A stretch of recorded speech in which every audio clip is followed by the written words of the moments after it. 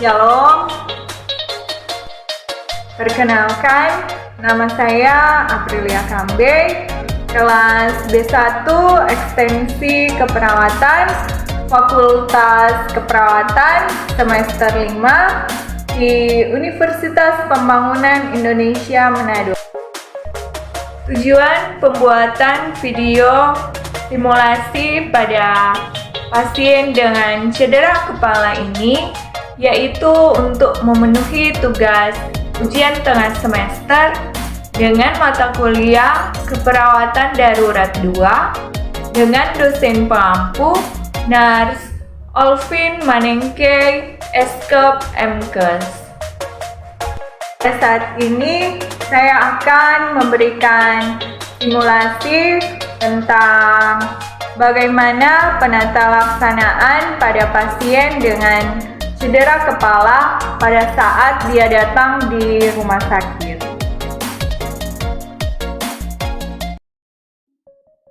Ketika kita mendapatkan pasien yang datang ke instalasi gawat darurat dengan kasus trauma kepala, langkah pertama yang kita lakukan yaitu cek keadaan umum pasien dari kepala sampai kaki, kemudian kita mengecek kesadaran pasien dengan cara memanggil nama pasien, Ibu Nova.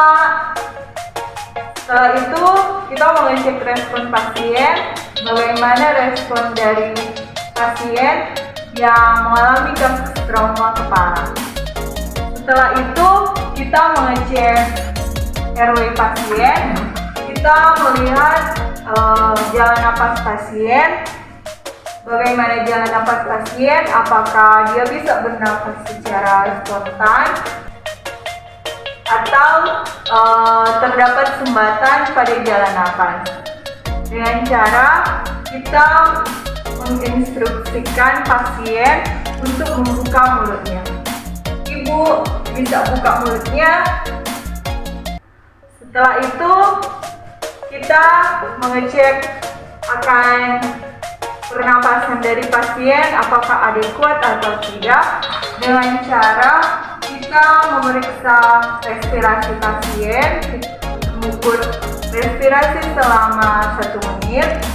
Setelah itu kita mengukur saturasi pasien.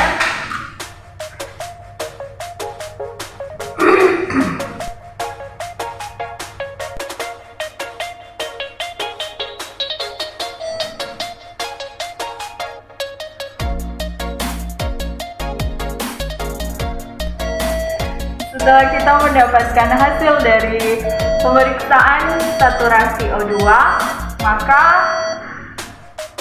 yang kita lakukan selanjutnya yaitu jika pasien respirasi lebih dari 20 dan pasien mengalami pernapasan cuping hidung, kita memasang nasal kanul O2 atau memasang rebreathing mask atau non-rebreathing.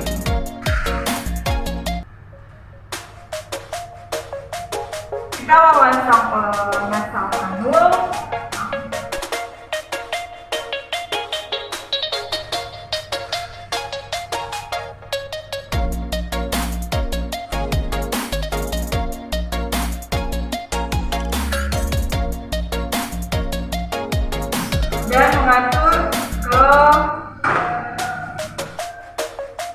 Dan mengatur akan kadar oksigen. Setelah itu kita mengecek tanda-tanda vital pasien yang di dalamnya ada tekanan darah. Kita mengecek tekanan darah pasien.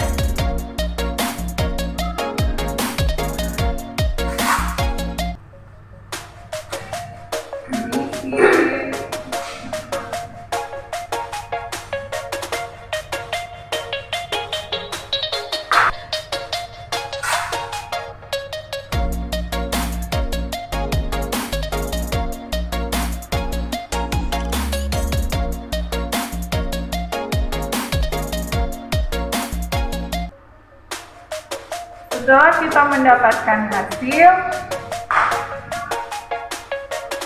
Jika hasilnya kurang dari 90, maka tindakan yang dilakukan adalah koreksi tekanan darah dengan pemberian cairan.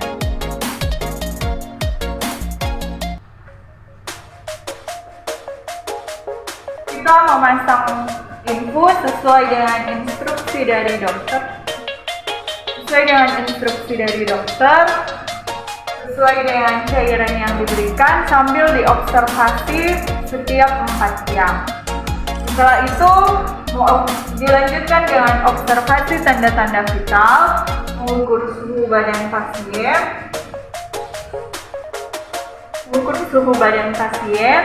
Setelah itu mengukur GCS pasien, respon pasien, observasi pupil pasien, dan menganamnesa selanjutnya pada keluarga pasien. Setelah itu kita mengecek akan lokasi dari trauma kepala pasien, di bagian mana terjadi trauma kepala dengan mengkaji skala nyeri dari pasien. Jika terdapat luka, tindakan yang kita lakukan adalah merawat luka, menghentikan perdarahan dari pasien dengan cara kita membalut luka dengan cara membersihkan luka terlebih dahulu. Setelah itu kita membalut luka pasien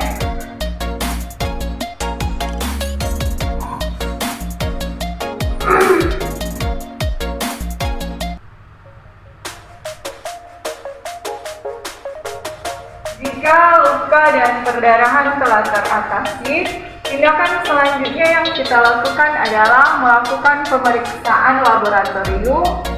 Setelah itu pemeriksaan radiologi, CT scan atau foto kepala. Dan selanjutnya untuk terapi berdasarkan dengan instruksi dari dokter, dengan cara pemberian obat melalui infus. Selanjutnya kita memberikan terapi sesuai dengan instruksi dari dokter.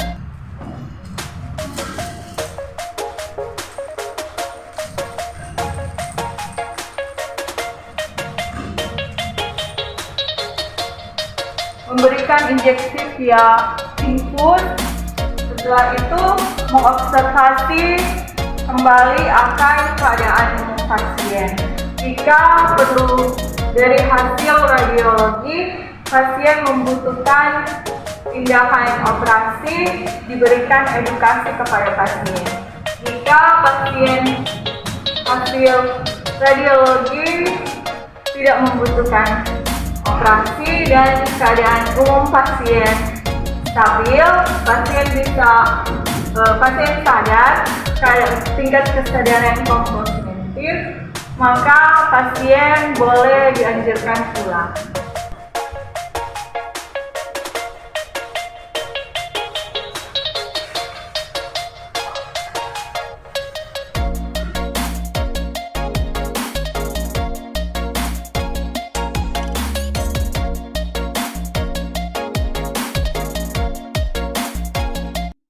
Ayo bergabung bersama Universitas Pembangunan Indonesia Manado.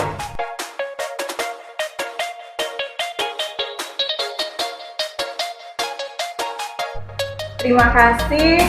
Sekian video simulasi dari saya. Semoga bermanfaat. Tuhan Yesus memberkati.